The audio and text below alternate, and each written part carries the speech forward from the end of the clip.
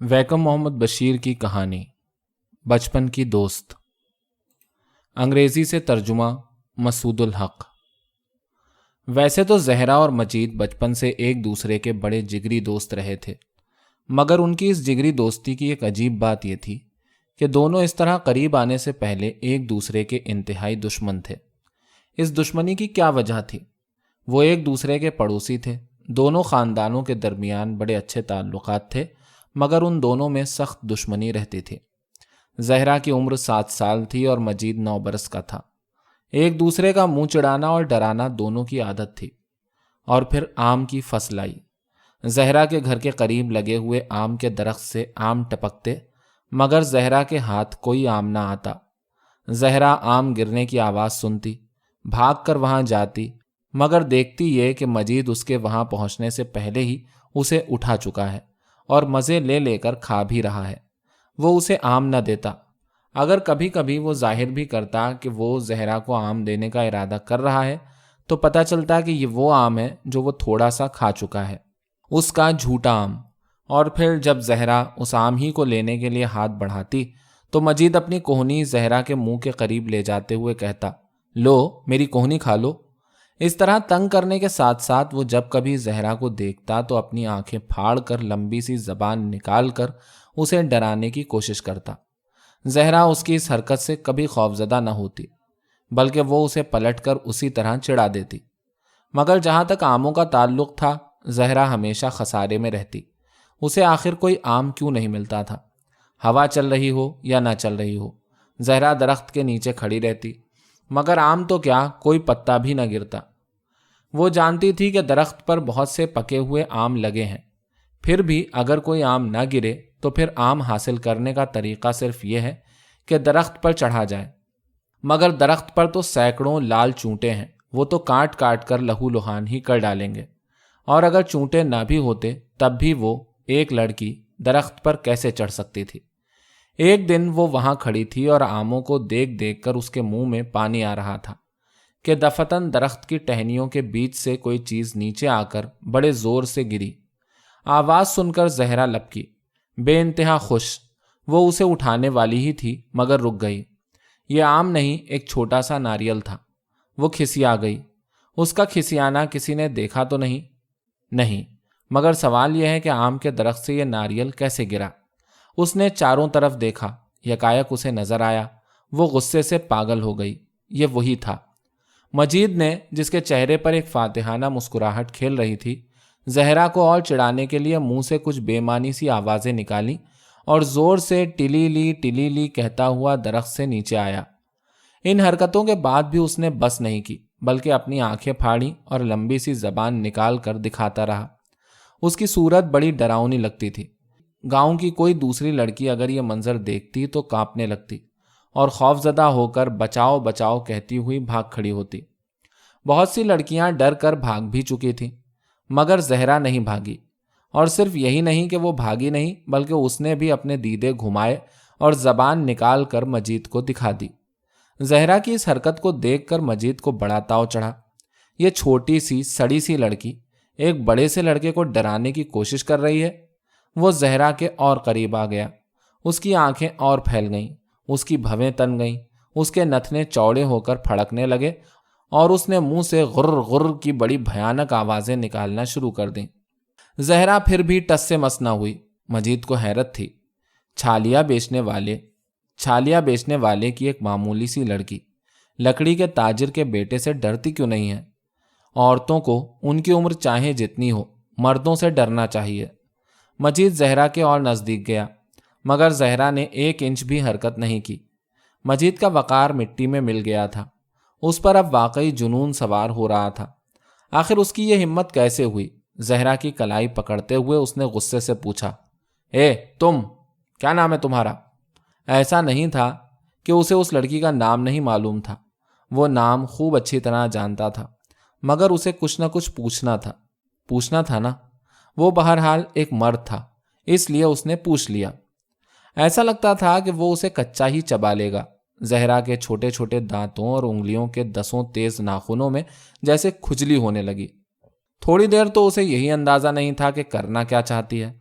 وہ اپنے دانتوں سے اس کے بازو پر سے ایک بوٹی اتار لے یا پھر اپنے تیز نکیلے ناخنوں سے اس کے سارے جسم کو نوچ ڈالے۔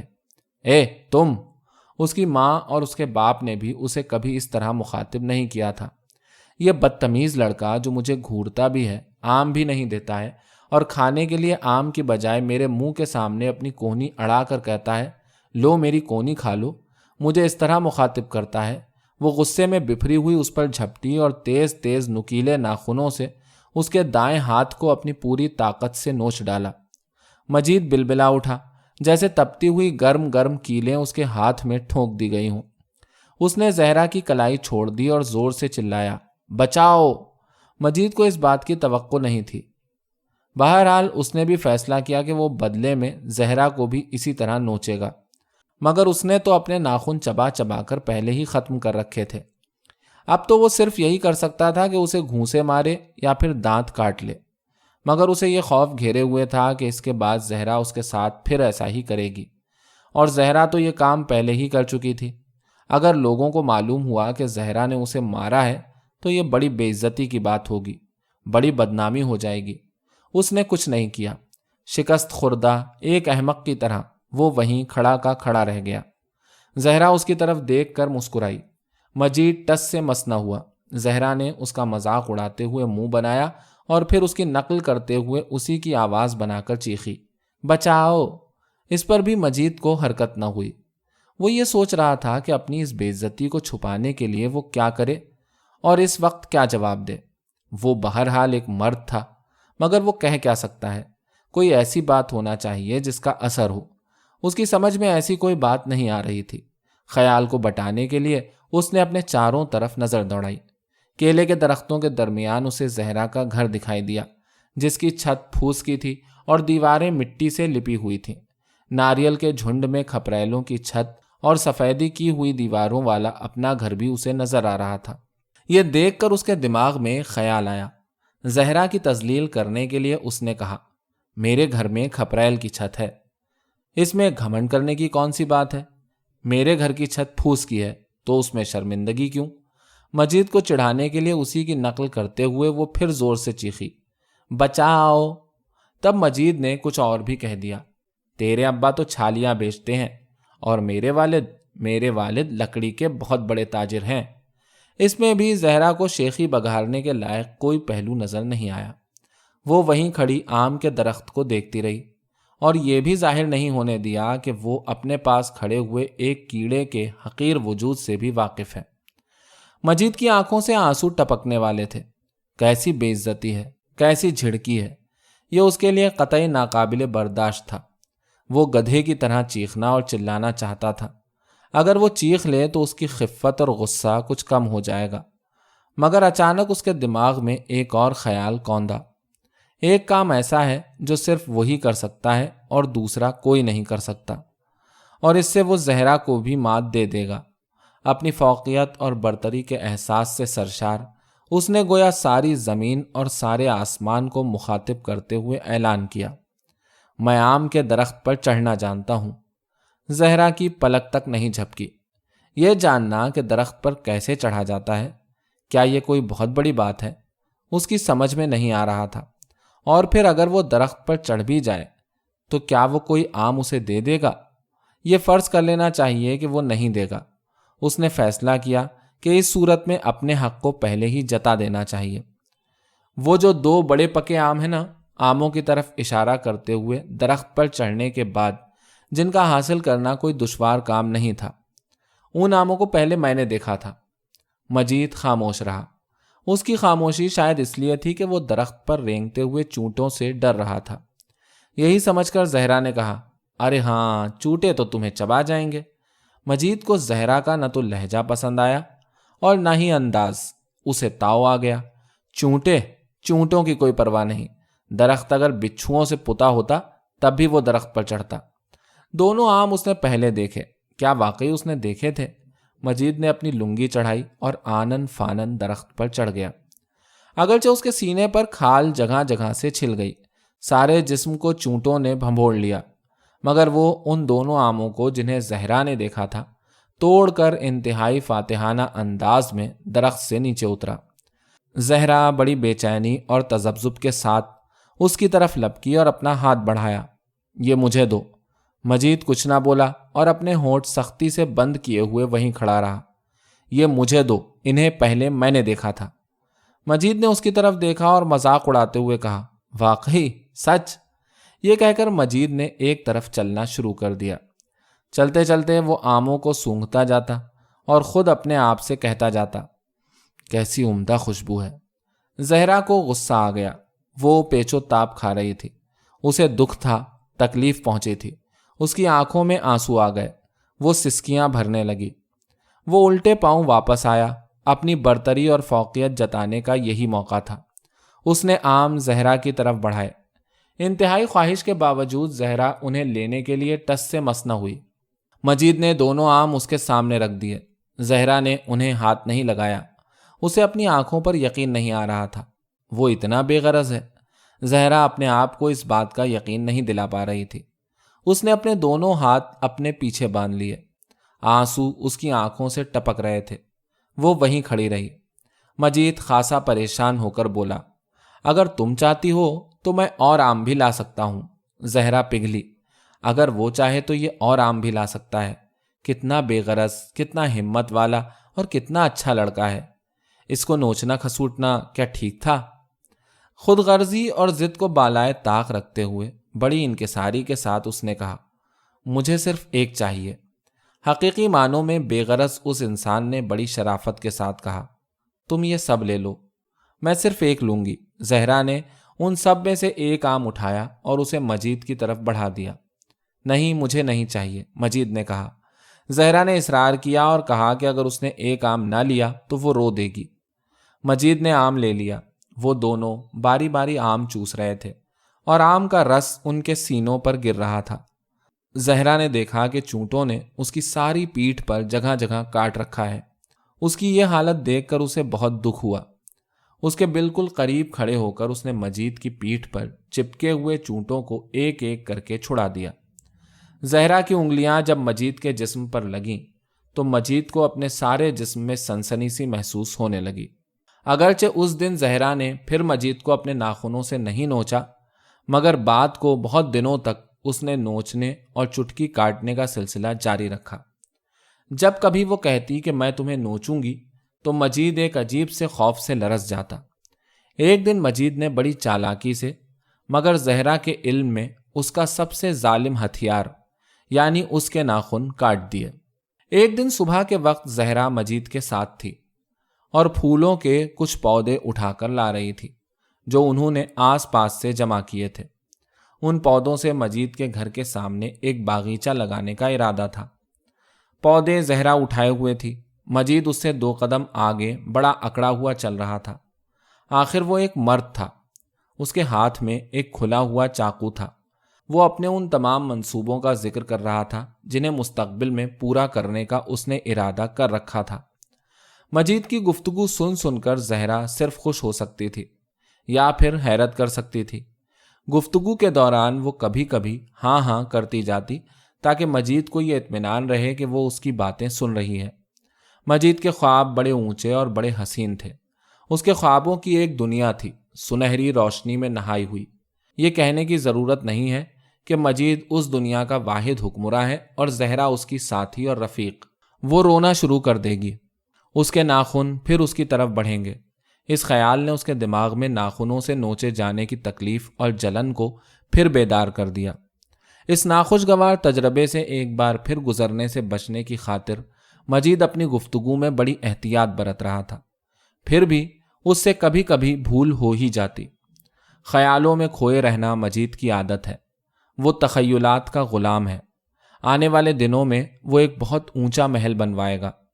اس کی ساری دیواریں سونے کی ہوں گی۔ اس محل کے فرش میں لال و جواہر جڑے ہوں گے۔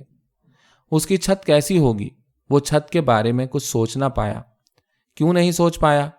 اس کی وجہ کہیں یہ تو نہیں کہ زہرا اس کی باتوں کی طرف دھیان نہیں دے رہی ہے۔ اگر وہ صرف ہاں کہہ دے یا کبھی کبھی اپنا سر ہی ہلا دے تو اس کی سمجھ میں آتا رہے گا کہ اسے آگے کیا کہنا ہے۔ اے زہرا! مجید، یہ کون سا ڈھنگ ہے پکارنے کا؟ تم دھیان کیوں نہیں دے رہی ہو؟ میں سن تو رہی ہوں۔ اور یہ تم نے مجھے کیوں کہا؟ वो गुस्से में उसकी तरफ बढ़ी और उसे फिर नोच लिया। उसकी इस हरकत से मजीद भड़क उठा। अपने चाकू की नोक का रुख जहरा की तरफ करते हुए मुड़ा, मगर जहरा बड़े इत्मीनान के साथ अपने फैले हुए हाथों की तरफ उसकी तवज्जो दिलाते हुए बोली, मैं तुम्हें फिर नोचूंगी। पहले की नोच खसोट और चुटकियां उसे याद आ गईं और मजीद का खून जैसे सर्द हो गया। जहरा अपने नाखूनों के साथ तो एक आफत थी, मगर उसे याद आया कि नाखून तो एक जमाना था जब थे। ये ख्याल आते ही उसे जहरा को छेड़ने के तसव्वुर ही से एक लुत्फ आया। बड़ी मासूमियत के साथ और कुछ इस तरह गोया जहरा ने उसे एक बार फिर नोचा हो, उसने पूछा, जहरा तुमने मुझे नोचा क्यों? तुमने मुझे ए क्यों कहा? मजीद ने हैरत का इजहार किया। ये कब की बात है? मैंने तो ऐसा बिल्कुल नहीं कहा, तुमने ख्वाब देखा होगा। मजीद के चेहरे पर बेगुनाही के तासुरात देखकर जहरा को निदामत भी थी और अफसोस भी। क्या मजीद ने वाकई उसे ऐसा कहा था? यह मुमकिन है कि उसने ख्वामख्वाह ऐसा सोच लिया हो, लेकिन अगर ऐसा था तो उसका मजीद को नोचना नाकाबिले मुआफी था। 4 निशान लाल लाल और सूजे हुए, क्या ये उसकी सख्त दिली की अलामत नहीं है? उसकी आंखों में आंसू आ गए। ये जाहिर करते हुए कि उसने जहरा के आंसू नहीं देखे, गांव जाने वाले सफ़ेद रेत के रास्ते पर आगे बढ़ते हुए मजीद ने सोचा, जब मैं कोई गलती भी नहीं करता, अब्बा और अम्मा मुझे मारते हैं और डांटते हैं, और कुछ और लोग हैं जो महज मज़े की खातिर बिल्कुल बिला वजह चुटकी काट लेते हैं या फिर नोच लेते हैं। जब मैं मर जाऊंगा तब ये लोग कहेंगे, अगर बेचारा मजीद इस वक्त होता तो हम कम से कम उसे चुटकी तो काट ही सकते थे। इसके बाद मजीद आहिस्ता आहिस्ता मुड़ा। जहरा के गालों पर बहते हुए आंसू देखकर बेख्तियार उसकी जबान पर आया, बहुत अच्छा हुआ। वो अब खुश था। उसकी खुशी से खुश होकर सूरज भी पहाड़ी की चोटी पर चमका और ढलान पर बसे हुए गांव पर सुनहरी रोशनी डालकर मुस्कुरा दिया। ये दरिया भी जो 2 हिस्सों में बंटकर पहाड़ी और गांव दोनों को अपनी बाहों में लेकर आगे चलता है और फिर एक हो जाता है, पिघले सोने की तरह नजर आने लगा। चिड़ियों की चहकार जो गांव की खामोशी को तोड़ रही है, उसमें भी मजीद को बेपनाह मुसर्रत की बाज़गश्त सुनाई दी। सिर्फ जहरा के दिल में खुशी और मुसर्रत का शायबा तक नहीं था। उसने एक नाकाबिले मुआफी जुर्म किया था। क्या उसने मजीद को बिला वजह नहीं नोचा है? वो उसके बारे में जितना सोचती उतना ही उदास होती। मजीद की पीठ के वो निशान लाल लाल और सूजे हुए, वो अपनी गलती का इजाला क्यों कर करे? जहरा ने बड़ी नरमी से, गोया कुछ हुआ ही नहीं था, मजीद को उस आलीशान महल की बात याद दिलाते हुए कहा, हाँ, और वो आलीशान महल? मजीद चुप रहा। थोड़ी देर बाद उसने पूछा, तुम सुन रही हो? निदामत और अफसोस से भरी हुई जहरा ने कहा, हाँ, मैं सुन रही हूं। तुम जानती हो, मजीद ने बात शुरू की, वो महल पहाड़ी की चोटी पर होगा। अगर ऐसा हुआ तो वो दोनों सारे गांव को देख सकेंगे, और सिर्फ यही नहीं बल्कि वो उन 2 दरियाओं को भी देख सकेंगे जो कुछ आगे बढ़कर आपस में मिल जाते हैं और एक निस्बतन बड़े दरिया की शक्ल में बहते हैं। मजीद और जहरा पहले भी दूसरे बच्चों के साथ यही मंजर देखने के लिए उस पहाड़ी की चोटी पर चढ़ चुके थे। मजीद जो महल वहां तामीर करने जा रहा है वो लाजवाब होगा, मैं कहती हूं। उसने बड़े इश्तियाक से पूछा, यह महल कितना ऊंचा होगा? ऊंचाई की क्या कोई हद होती है? मजीद ने कहा, बहुत ऊंचा। उसके बहुत ऊंचा का अंदाजा न कर सकने की वजह से जहरा ने फिर सवाल किया, केले के दरख्त के बराबर? केले का दरख्त? यह भी कोई घर होगा केले के दरख्त के बराबर ऊंचा? हो, उसने जहरा की तरफ देखते हुए कहा, फिर नारियल के पेड़ के जितना। मजीद ने जहरा की इस बात का भी मजाक उड़ाया।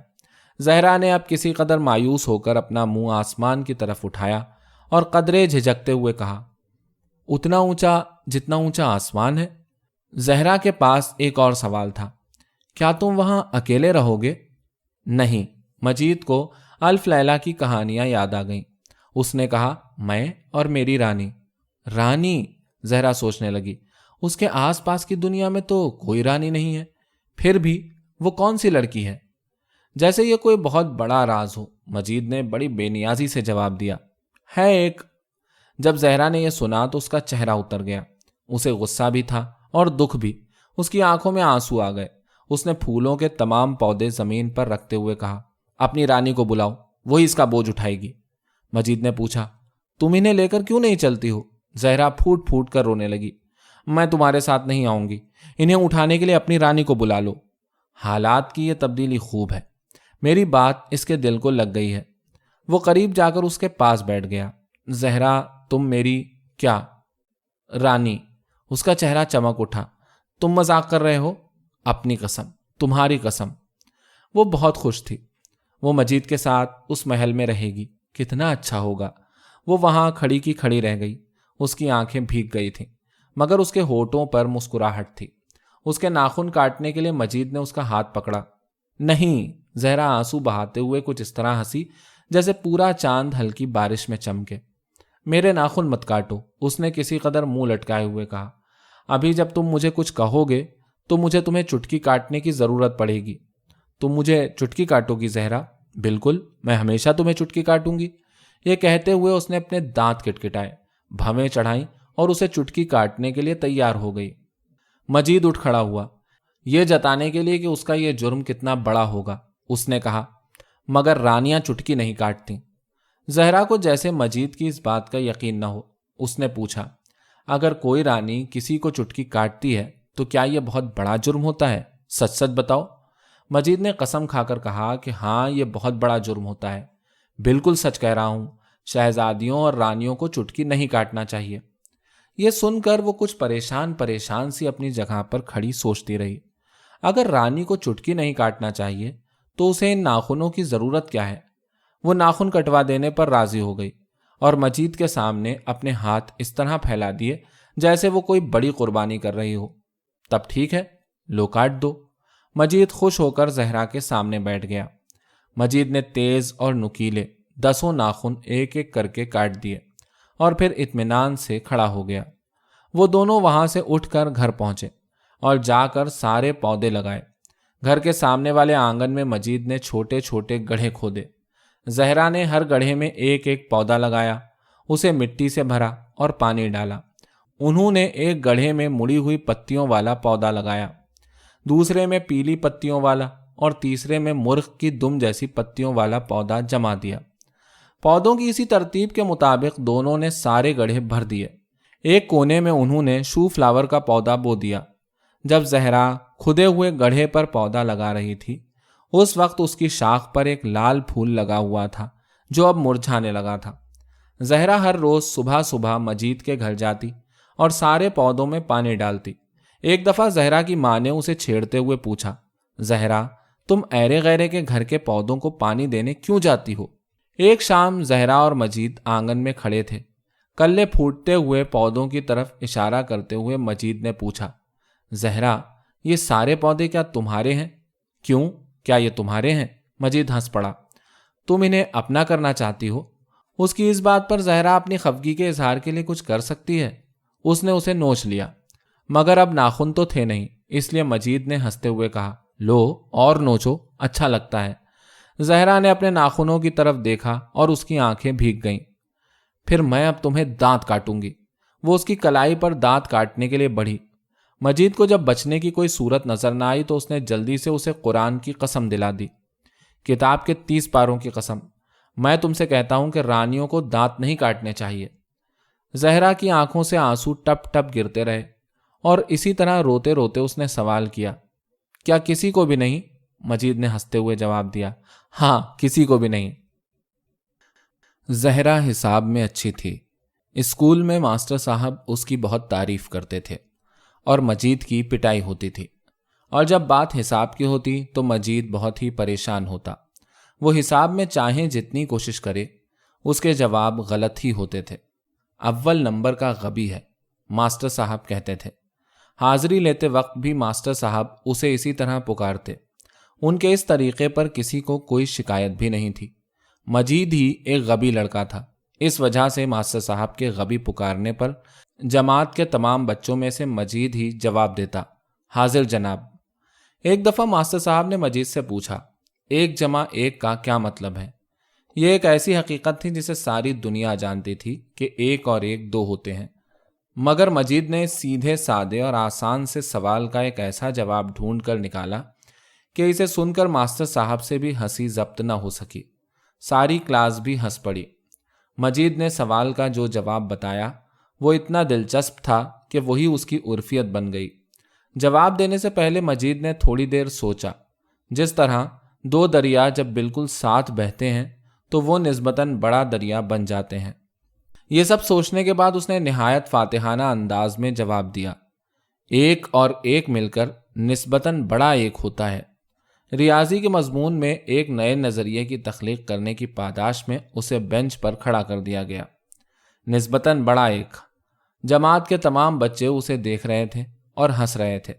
مجید کو اب بھی اس بات سے اتفاق نہیں تھا کہ ایک اور ایک مل کر دو ہوتے ہیں۔ ماسٹر صاحب نے اس کے ہاتھ پر 6 بید مارے اور کہا کہ تم انہیں ایک جگہ جوڑ کر نسبتاً بڑا ایک سمجھو۔ اس واقعے کے بعد کلاس کے سب ساتھی جب اسے دیکھتے تو ایک دوسرے کو کوہنی مار کر کہتے، نسبتاً بڑا ایک۔ یہ چڑھانا اور اس چڑھانے کا سبب دونوں سے مجید کو بہت دکھ تھا۔ اس نے جو کچھ کہا تھا وہ سچ تھا، ایک حقیقت تھی، مگر کوئی اس پر یقین نہیں کرتا۔ ہو سکتا ہے یہ غلط ہو سکتا ہے کہ مجید غبی ہو۔ اس کا یہ دکھ جب اس کی برداشت سے باہر ہو گیا تو اس نے ایک دن اپنی ماں سے شکایت کی۔ ماں نے اسے اپنی ساری پریشانیاں اللہ میاں کو بتانے کا مشورہ دیا۔ بیٹے، رب العالمین کسی کی دعا کو نامنظور نہیں کرتے ہیں۔ اس مشورے پر عمل کرتے ہوئے مجید کے کمسن اور کمزور دل نے کائنات کے خالق اور ساری دنیا کے مالک کے سامنے گڑ گڑا کر دعا کی، اے میرے رب، حساب کے سوالوں کے میرے جواب ٹھیک کر دیا کر۔ یہ مجید کی اللہ میاں سے پہلی دعا تھی۔ وہ دن رات دعا مانگتا، مگر اس کے باوجود اس کے سارے جوابات اب بھی غلط ہوتے۔ اسے کئی دفعہ بید بھی کھانے پڑے۔ اس کی ہتھیلی میں ہمیشہ تکلیف رہتی۔ وہ اپنی اس حالت کو برداشت نہ کر سکا تو ایک دن اس نے اپنی ساری پریشانی زہرا کو بتائی۔ یہ بڑی ناچاکیوں اور اختلافات کے بعد ہوا تھا۔ نسبتاً بڑا ایک والے واقعے کے بعد سے مجید نے زہرا سے بولنا چھوڑ دیا تھا۔ وہ اسے اپنی بینچ پر سے بیٹھی دیکھا کرتی۔ جب کبھی نظریں مل جاتی تو مجید منہ پھیر لیتا۔ بالآخر مجید نے بات کی۔ زہرا مسکرائی۔ وہ کھسک کر مجید کے نسبتاً قریب والی بینچ پر بیٹھی اور آخر میں آ کر اسی بینچ کے کنارے پر بیٹھ گئی جس پر مجید بیٹھا ہوا تھا۔ اس کے بعد سے مجید کو بید لگنے بند ہو گئے اور وہ سوالات کے جوابات بھی صحیح نکالنے لگا۔ ماسٹر صاحب کو حیرت ہوئی۔ قابل تعریف، انہوں نے کہا، میں یہ غلط سمجھتا تھا کہ تمہارے سر میں صرف بھوسا بھرا ہوا ہے۔ ماسٹر صاحب کی اس تعریف نے اس کی عرفیت کا کلنک بھی مٹا دیا اور کلاس کے بچے بھی کسی قدر رشک کے ساتھ کہنے لگے کہ مجید تو اب کلاس میں سب سے آگے ہے۔ جب زہرا یہ سب سنتی تو مسکرا دیتی۔ زہرا کی اس مسکراہٹ کے معنی کوئی دوسرا نہیں سمجھتا تھا۔ مجید کے اب اپنے سوالات صحیح کرنے کا راز زہرا کی اسی مسکراہٹ میں پنہا تھا۔ جب کبھی سوال کرنے کے لیے دو بچے ایک دوسرے کے سامنے کھڑے کیے جاتے تو مجید کی بائیں آنکھ زہرا کی سلیٹ کی طرف ہوتی۔ وہ سوال ختم کر لیتی تھی مگر بیٹھتی نہیں تھی۔ پہلے مجید کو بیٹھنا ہوتا تھا۔ گھر واپس ہوتے ہوئے راستے میں جب کوئی سن نہ رہا ہوتا تو زہرا مجید کو چھیڑتی۔ بہت سی باتیں اس کے دماغ میں آتی مگر وہ مسکرا کر رہ جاتی۔ پھر چپکے سے کہتی، نسبتاً بڑا ایک۔ یہ سن کر مجید کو غصہ آتا مگر اس کے سارے غصے کا اظہار صرف ایک لفظ سے ہوتا، رانی۔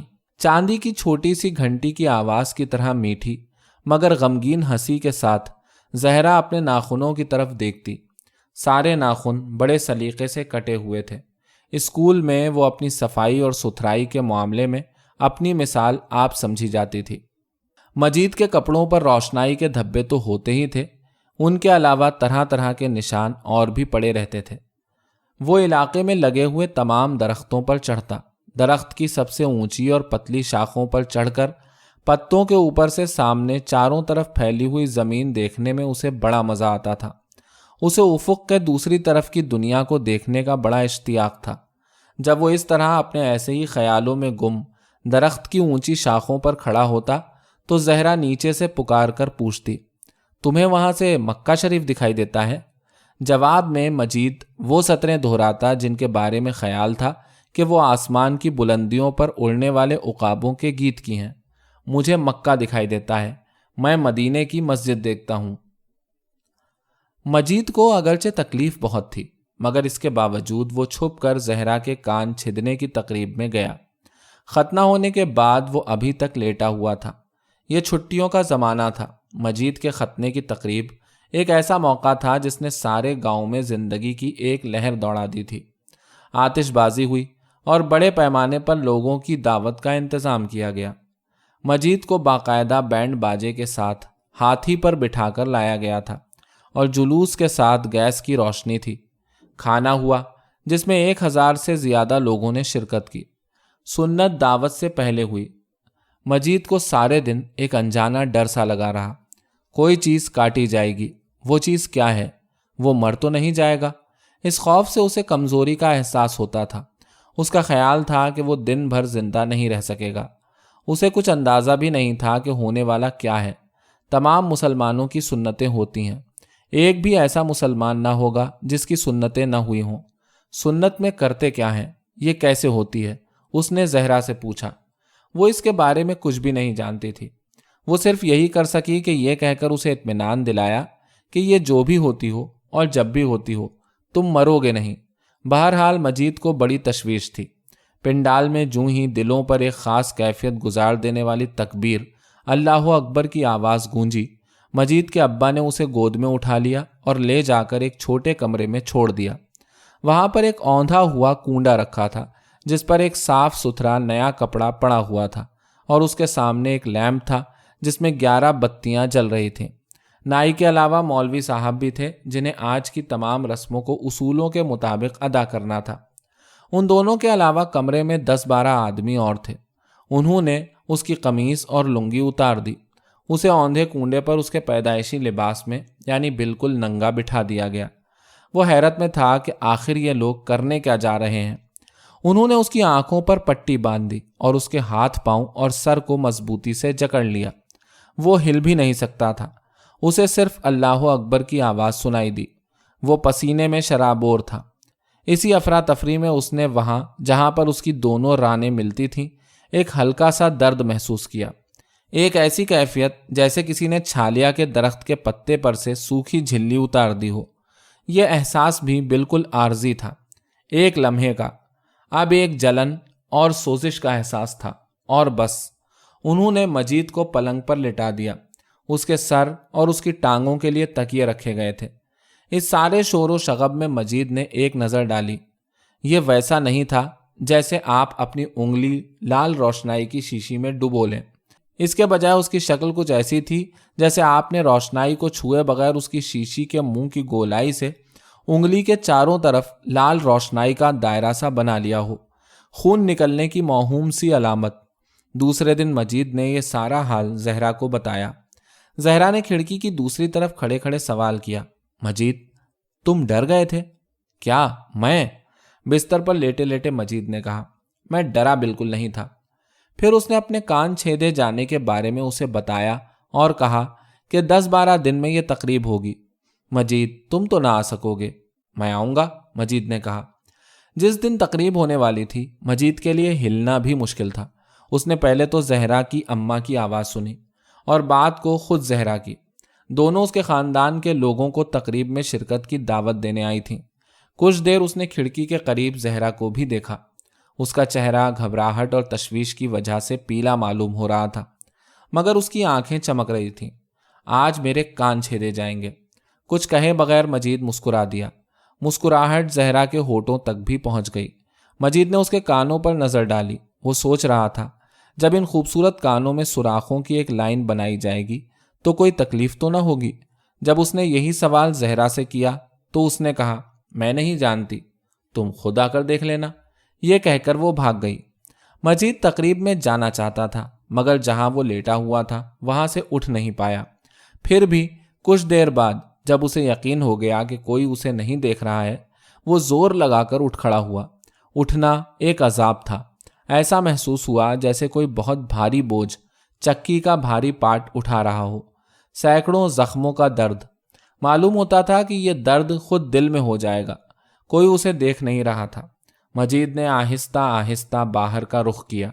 اس کی دونوں ٹانگیں ایک دوسرے سے دور دور پڑ رہی تھیں۔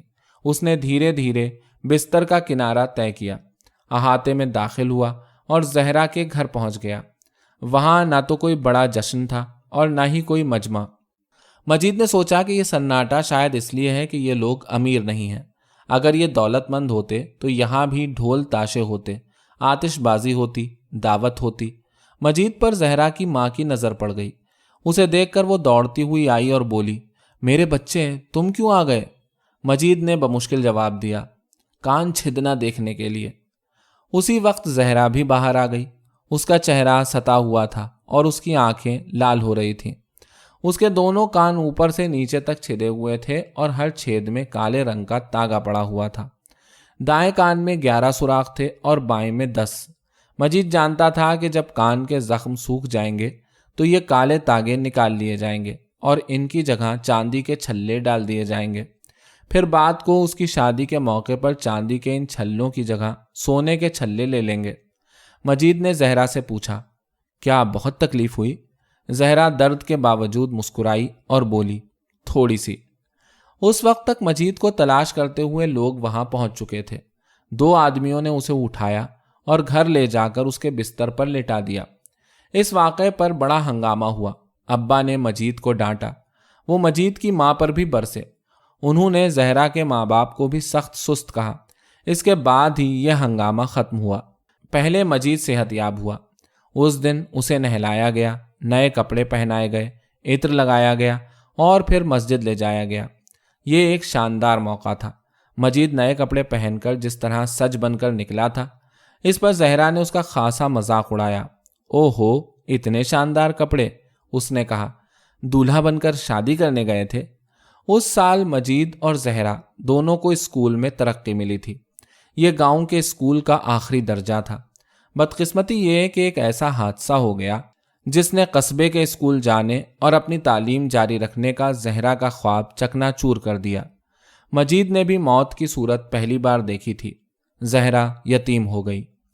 اس حادثے کا نتیجہ یہ نکلا کہ زہرا، اس کے ساتھ اس کی 2 بہنوں اور ان کی ماں کی خبر گیری کرنے والا، ان کی مدد کرنے والا کوئی نہیں رہ گیا۔ ان کی کل ملکیت زمین کا ایک چھوٹا سا ٹکڑا اور ایک مختصر سا مکان تھا۔ اس کے ابا نے ان لوگوں کی پرورش چھالیا کے کاروبار سے ہونے والی تھوڑی سی آمدنی سے کی تھی۔ وہ سفید ٹوپی پہنا کرتے تھے، لنگی باندھتے تھے جو لال ریت کے دھبوں سے بالکل بدرنگ رہتی تھی۔ اسی رنگ کا ایک تولیہ ان کے کندھے پر پڑا رہا کرتا تھا۔ داڑھی رکھتے تھے جس کا رنگ سیاہ تھا۔ گورے چہرے پر ان کی کالی آنکھیں ہمیشہ مسکراتی رہتی تھیں۔ بغل میں ایک بوری دبائے ہوئے وہ کچھ جھک کر چلتے تھے۔ وہ پاس پڑوس کے لوگوں سے چھالیاں خریدتے، بوری میں بھرتے اور بوری کو خود اٹھا کر قصبے کے بازار میں لے جاتے، جہاں وہ اسے بیچا کرتے۔ وہ باتیں بہت کرتے تھے اور بڑے مزے کی باتیں کرتے تھے۔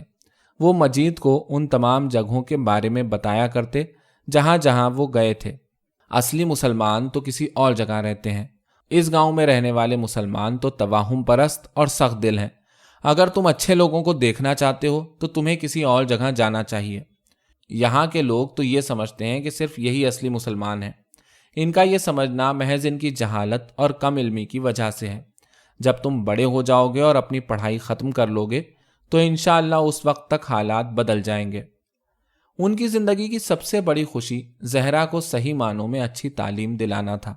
پھر وہ کہتے، جب زہرا کو اچھی سی نوکری مل جائے گی تب تو وہ ہم سب کو بھول جائے گی، بلکہ اسے تو یہ کہتے ہوئے بھی شرم آئے گی کہ میں اس کا باپ ہوں۔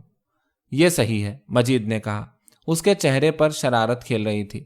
زہرا بڑی مغرور لڑکی ہے۔ دروازے کے پیچھے کھڑی ہوئی زہرا آنکھیں نکالتی، دانت پیستی، غصے سے مگر آہستہ سے کہتی، نسبتاً بڑا ایک۔ ایسے موقعوں پر مجید ایک بالکل انوکھے انداز میں اس سے بدلہ لیتا۔ اس کے ہاتھ میں ہمیشہ ایک غلیل رہا کرتی تھی۔ وہ اپنی ٹینٹ میں سے ایک چھوٹا سا ڈھیلا نکالتا، غلیل میں لگاتا اور زہرا کے ٹخنوں کو نشانہ بناتا۔ نشانہ اس کا کبھی خطا نہیں ہوا۔ جب ڈھیلا جا کر زہرا کے ٹخنے پر لگتا تو وہ کہتا، دروازے کے کنارے پر لگے ہوئے سفید نشان کا میں نے بالکل ٹھیک نشانہ لگایا۔ زہرا وہاں سے ٹس سے مس نہ ہوتی، اگرچہ تکلیف کی وجہ سے اس کی آنکھوں سے 2-1 آنسو ضرور ٹپک جاتے۔ زہرا کی ماں بیچاری کو کچھ پتا نہیں تھا کہ اس وقت وہاں کیا ہو رہا ہے۔ بڑی معصومیت کے ساتھ اس نے مجید سے کہا، کبھی اس پر کبھی اس پر نشانہ لگانے سے مجید تم میرے گھر کے سارے برتن بھانڈے توڑ دو گے۔ ہم لوگ تمہاری طرح پیسے والے نہیں ہیں۔ ارے اماں، اب میں یہاں چیزوں پر نشانہ لگانے نہیں آیا کروں گا۔ میں یہاں سے بہت دور جا رہا ہوں۔ کہاں جا رہے ہو تم؟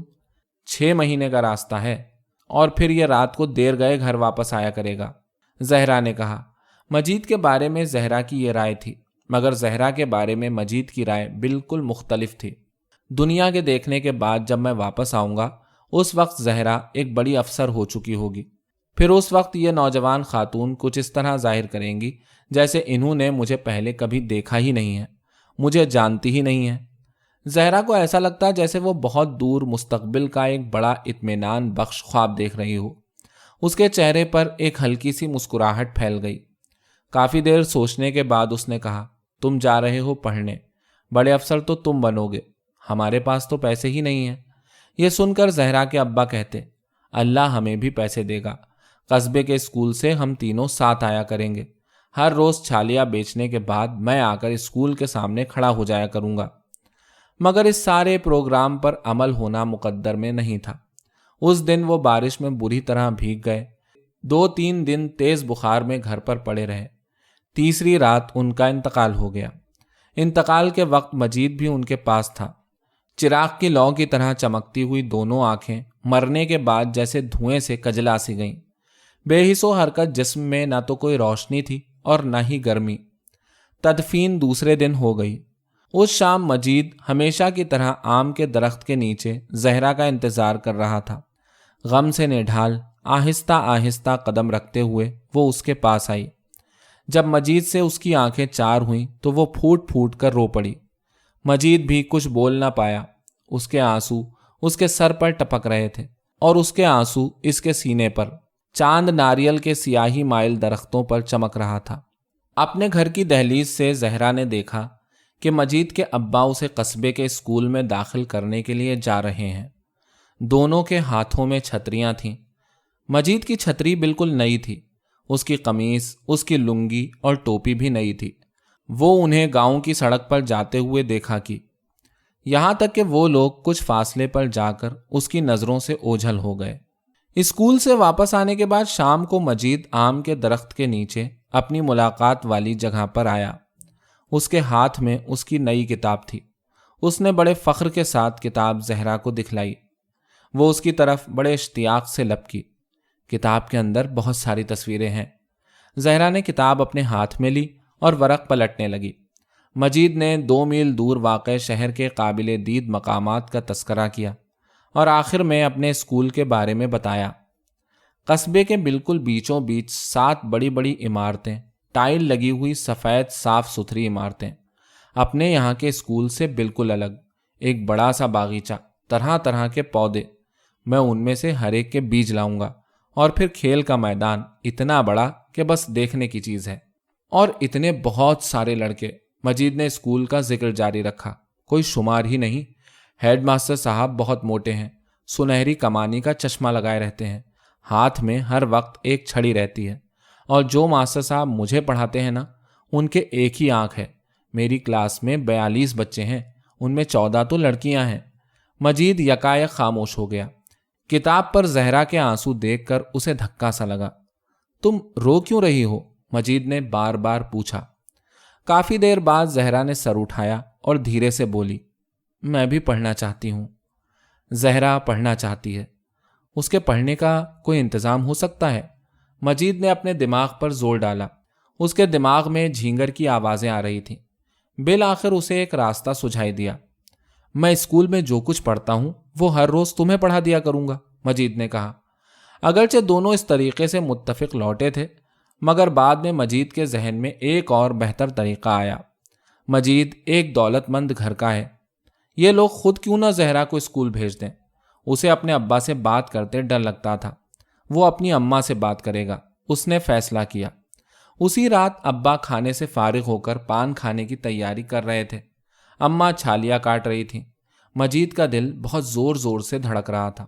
وہ گیا اور اپنی اماں کے پاس بیٹھ گیا، پھر بہت آہستہ سے بولا، اماں۔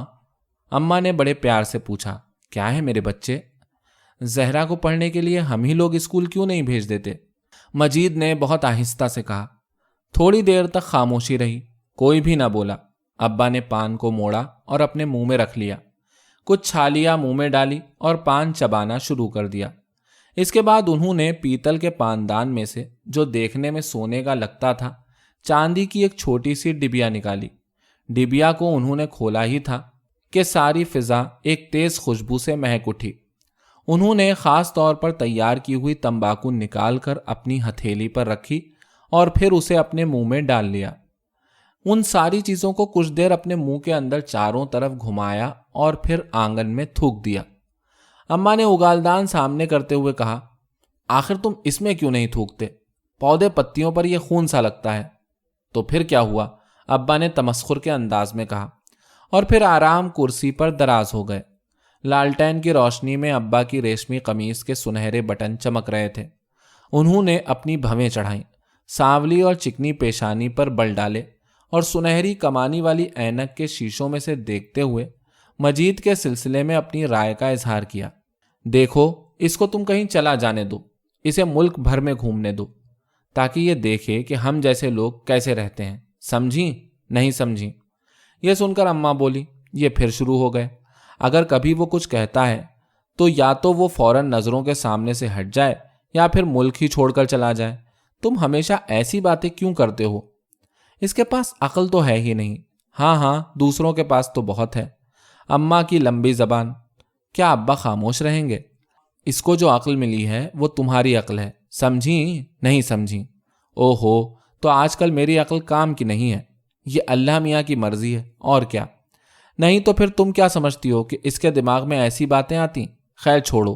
میرے بھائیوں اور بہنوں کے 26 بچے ہیں، تمہارے بھائیوں اور بہنوں کے یہاں 41 اولادیں ہیں، اور سب کے پیٹ بڑے بڑے تندور ہیں۔ ان لوگوں میں سے جب کوئی یہاں آتا ہے اور کھانا کھاتا ہے، کبھی میں کچھ کہتا ہوں؟ نہیں سمجھی؟ یا پیر دستگیر مدد، میرا پالا کس سے پڑا ہے؟ تم ہزاروں پیروں دستگیروں کو پکارو، اس سے کیا تمہیں عقل مل جائے گی؟ ہرگز نہیں۔ تم سمجھ رہی ہو کہ میں کیا کہہ رہا ہوں؟ نہیں سمجھی؟ لکھ لو اس سب کو اور مجھے دکھا دیا کرو، اماں نے جواب دیا، جو پڑھنا جانتی ہی نہیں تھی۔ جب ابا نے یہ سنا تو ہنسی سے لوٹ پوٹ ہو گئے۔ اماں کی جبے جیسی سفید قمیص ابا کے پان کی چھیٹوں سے لال ہو گئی۔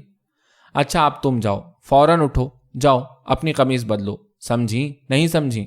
اماں گئیں اور قمیص بدل کر پھر آ گئیں۔ لکھ لو اس سب کو، ابا نے اماں کے جملے کو دہراتے ہوئے اپنی بات جاری رکھی۔ تمہارے باپ نے بھی پڑھنا لکھنا سیکھا تھا؟ نہیں، بالکل نہیں۔ تمہارے بھائیوں نے سیکھا تھا؟ نہیں، بالکل نہیں۔ اماں یہ سن کر کیا خاموش رہیں گی؟ مشکل ہے۔ ہاں، تمہارے یہاں تو تمام لوگ عالم فاضل ہیں۔ ابا جواب میں بہت دیر تک کچھ نہیں کہہ پائے۔ ابا نے لکھنا کبھی نہیں سیکھا تھا، نہ ہی ابا کے بابا نے اور نہ ہی ان کی اماں نے لکھنا پڑھنا سیکھا تھا۔ چونکہ اماں نے ابا کو یہ یاد دلا دیا، اس لیے وہ ناراض ہو گئے۔ اگر تم نے زیادہ بات کی، ابا گرجے، تو میں تمہاری زبان کھینچ لوں گا، تمہیں جان سے مار دوں گا، سمجھی؟ نہیں سمجھی؟ اگر اماں اس وقت خاموش نہ ہو جاتی تو واقعی ہنگامہ ہو گیا ہوتا۔ ابا نے پاندان اٹھا کر آنگن میں پھینک دیا ہوتا، اماں کو مارا ہوتا، مجید کو بھی 2-4 ہاتھ پڑے ہوتے، مجید کی بہنوں کی بھی پٹائی ہوئی ہوتی، اور صرف یہی نہیں، انہوں نے مجید کے لگائے ہوئے سارے پودے بھی جڑ سے اکھاڑ پھینکے ہوتے۔ اسی لیے اماں کچھ نہیں بولیں، اور چونکہ اماں نے اور کچھ نہیں کہا، اس لیے ابا نے پوچھا، کیا ہوا؟ تمہاری زبان گنگ ہو گئی کیا؟ بولتی کیوں نہیں؟ بولو۔ اماں نے نہایت نرمی سے پوچھا، تم یہ سب کیوں کرتے ہو؟ مجید نے صرف کچھ پوچھا ہی تو تھا۔ خدا کے کرم اور پیر دستگیر کی توجہ سے ہم لوگوں کے پاس ہماری ضرورت کے لحاظ سے کافی ہے۔ اب جب کہ زہرا کے باپ کا انتقال ہو گیا ہے اور ان لوگوں کا کوئی نہیں ہے، تو اس میں کیا حرج ہوگا اگر ہم اسے بھی اسکول بھیج دیں؟ مجید ابا کے جواب کا بڑی بے چینی سے منتظر تھا۔ اماں کی گردن اور کان کے زیور چمک رہے تھے۔ ہاں، ہمارے پاس ہماری ضرورتوں کو پورا کرنے کے لیے کافی ہے۔ یہ ساری دولت کیا تمہارے باپ نے جمع کی تھی یا پھر تم اپنے جہیز میں اپنے ساتھ لائی تھی؟ اب جب تم نے میرے جہیز کی بات چھیڑی ہے تو سنو، تم نے مجھ سے شادی یوں ہی نہیں کر لی تھی۔ انہوں نے تمہیں پورے 1000 روپے نقد دیے تھے، اور پھر اس کے اوپر لاتعداد زیور میرے گلے، کانوں، کلائیوں، پیروں کے لیے، اور جڑاؤ کردھنی بھی تھی۔ اس سب کو شاید تم بھول گئے۔ ابا نے اپنی مونچھوں کو تاؤ دیا۔ 1000 روپے، اگر وہ تمہارے وزن کے برابر بھی روپے دیتے، تب بھی کوئی تمہاری جیسی بے عقل اور احمق سے شادی نہ کرتا، نہیں سمجھی؟ ٹھیک ہے، تو جاؤ کسی عقل والی سے بیاہ کر لو۔ मैं बिल्कुल यही करूंगा। ऐसे लोग हैं जो मुझ जैसे खूबरू आदमी के लिए 1,000 क्या 10,000 देने के लिए तैयार हैं। समझी नहीं समझी? अम्मा ने इस बात का कोई जवाब नहीं दिया। अब्बा की अगर ख्वाहिश हो तो वो जितनी शादियां चाहें कर सकते हैं। चूंकि अम्मा खामोश रहीं, इसलिए अब्बा पर और जुनून सवार हो गया। जरा इसकी बातें सुनो, हमारे पास हमारी ज़रूरतों को पूरा करने के लिए काफ़ी है। उन्होंने ये बात इस तरह कही गोया वो उस वक्त कौड़ी कौड़ी के मोहताज हैं। मजीद को हकीकत मालूम थी। पूरे इलाके में अब्बा सबसे ज़्यादा मुतमव्विल थे। हर फसल में जब नारियल तोड़े जाते तो नारियलों के अंबार लग जाते थे। फसल कटती तो सारे धान को रखने के लिए घर में जगह मुश्किल से मिलती थी। इस सब के अलावा लकड़ी की तिजारत में भी वो बहुत नफ़ा कमाते थे। एक दफ़ा तो एक सौदे में वो सोने की अशरफियाँ ही अशरफियाँ लाए थे। उन्होंने सारी अशरफियाँ एक बड़े से सफ़ेद कागज़ पर ढेर कर दी थी। उन्होंने कतारों में रखकर सारी अशरफियों को गिना था, फिर एक थैली में डालकर बक्स में मुकफ्फल कर दिया था। मजीद को अच्छी तरह याद है कि बक्स में रखे जाने से पहले वो उन ढेर सारी सुनहरी अशरफियों से खेलता रहा था। आज भी उनकी चमक मजीद की नज़रों के सामने है और उनकी खनखनाहट अभी तक उसके कानों में गूंज रही है। जब वो इतने अमीर हैं तो क्या वो एक गरीब और बेसहारा लड़की को स्कूल नहीं भेज सकते? ये मत कहो कि हमारे पास कुछ नहीं है, अम्मा ने कहा। हमारे पास अल्लाह का दिया बहुत कुछ है। सारे इलाके में हम ही सबसे अच्छी हालत में हैं। अगर हम जहरा को स्कूल भेज दें तो बस इतना ही और खर्च होगा जितना मजीद की पढ़ाई पर होता है। अब्बा को गुस्सा आ गया। मैं कहता हूं कि तुम निरी अहमक हो, समझी नहीं समझी?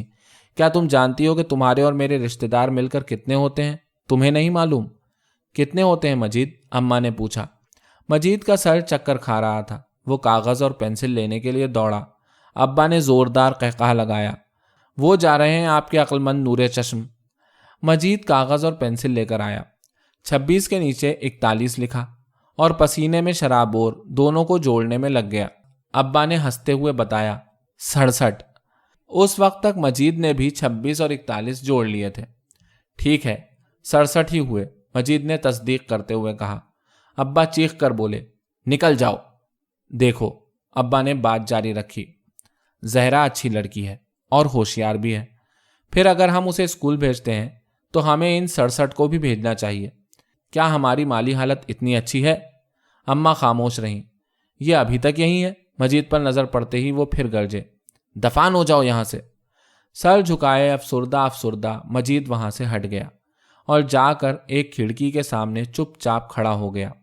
उसने अंधेरे में जहरा के घर की तरफ देखा। उसने देखा कि जहरा हाथों पर अपना मुंह टिकाए किसी गहरी सोच में गर्क बरामदे में बैठी हुई है।